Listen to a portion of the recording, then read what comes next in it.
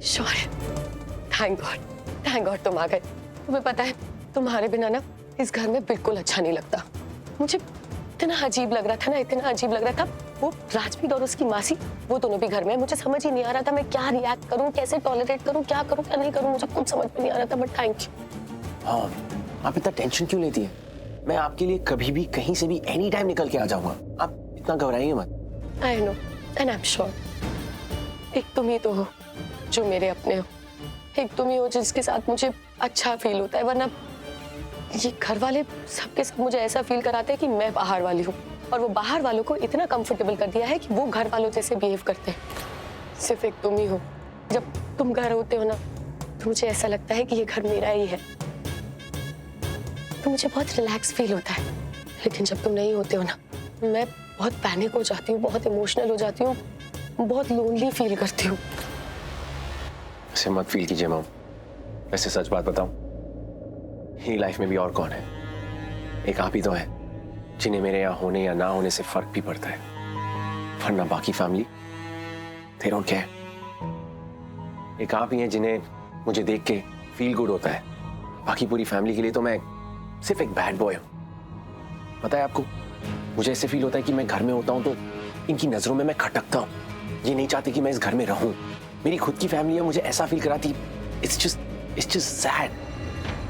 आपको पता है यहां आते आते मैंने क्या देखा?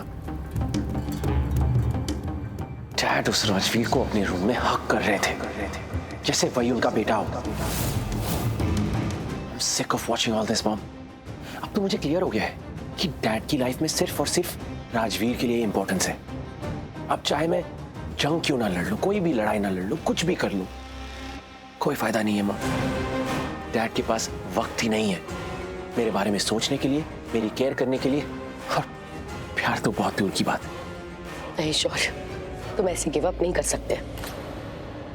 शौर्य, तुम्हें कुछ ऐसा करना होगा कि तुम्हारे डैड फिर से पहले की तरह तुमसे प्यार करें, सिर्फ तुम्हें देखे, सिर्फ तुम्हें जाने, सिर्फ तुम्हें चाहे। Shaurya, listen to me very carefully.